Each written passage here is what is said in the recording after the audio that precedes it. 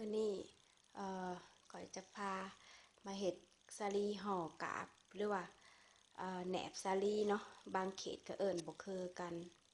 วิธีเฮ็ดง่ายๆนี่พวกเจ้าบ่ได้มีอิสังยุ่งยากดอกส่วนผสมกันน้อยๆหนึ่งก็คือให้พวกเจ้านั้นซื้อสาลีมาแล้วก็แกะกาบออกแล้วก็ซอยเนาะหมักตอนน้อยตอนใหญ่ตอนบางได้ก็แล้วแต่เนาะแต่ข้อยหั้น ซอยได้แล้วข่อยจะเอาไปบดอีกเพราะว่าอยากให้มันแบบเนียนจักหน่อยหนึ่งนะเพราะว่าข่อยซอยมันจะใหญ่เนาะเอามาบด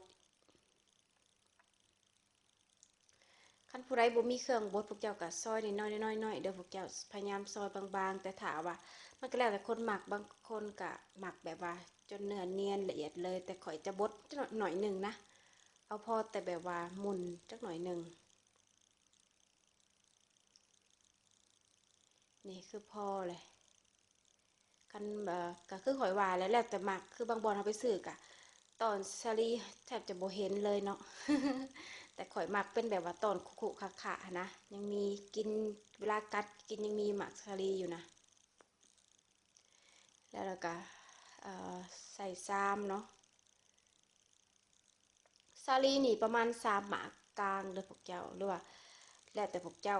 ใส่เองดอกพวกเจ้าหมักหน่อยหมักลายเห็ดเองกับพวกเจ้ากับกะใส่โลด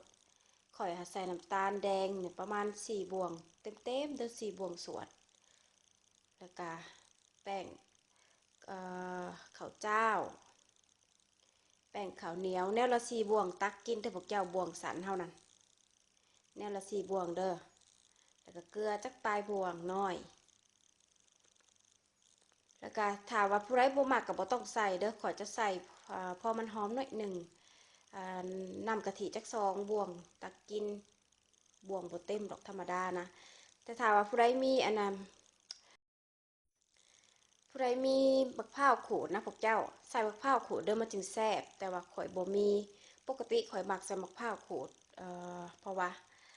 เวลาเฮากัดกินมันจะแบบว่าถึกตอนบักพร้าวมันๆหั่นนะแซ่บได้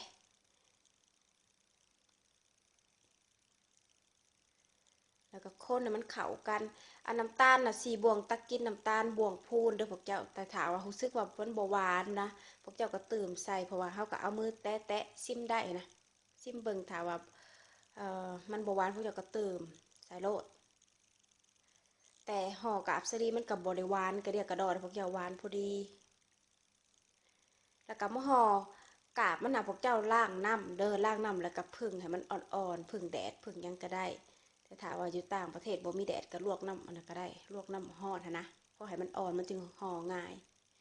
พวกเจ้าจะห่อไปได้ก็ห่อเด้อตามถนัดโลดบางคนเขาก็มีแต่เห็ดแบบคือข่อยเนาะแล้วเขาก็ตัดทางปลายมันให้ตั้งขึ้นนะ ตัดให้สั้นแล้วก็ตั้งขึ้นค่ะพวกเจ้าก็สังเกตเวลาไปซื้อกินนะเขาห่อไปได้พวกเจ้าข้าพเจ้าห่อง่ายตามที่พวกเจ้าถนัดกะจัดบรรเลงไปโลด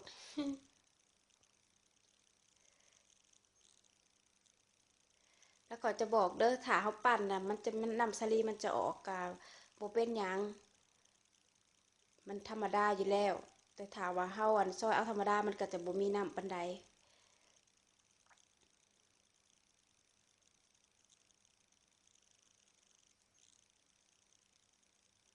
เห็นบ่สิยากหยังแล้วพวกเจ้าอันบ่มีกาบเนาะถามว่าอยู่เมืองนอกเนาะถามว่าบ่มีกาบสาลีเนาะห่อใส่ใบตองก็ได้พวกเจ้าเอ้ย ห่อใส่ใบตองหรือว่าอันเฮ็ดแล้วเราก็ตักใส่ถ้วยใส่ถ้วยอันน้อยๆแบบถ้วยอันถ้วยถ้วยเล็กที่ว่าเขาใส่สำหรับแบบว่าอบขนมยังค่ะนะอันน่ะเอาไปนึ่งแล้วก็เอามะพร้าวโรยหนาอันนี้ก็แซ่บเฮ็ดแบบนั้นก็ได้พวกเจ้าตามสิเฮามีเอ่อในเฮือนในซานเฮานะบ่จำเป็นต้องออริจินัลดอกอันนี้ค่อยห่อเบิดแล้วเนาะ ถ้าว่ามันมีน้ำซาหลอกซาลีแบบว่าน้ำนะก็เสร็จเอากระดาษทิชชู่ซับๆเนี่ยเนาะมันเวลาหนึ่งมันจึงโบติดกันมันจะงามเนาะแล้วขอจะเป็นหนึ่งประมาณ15 หา20 นาที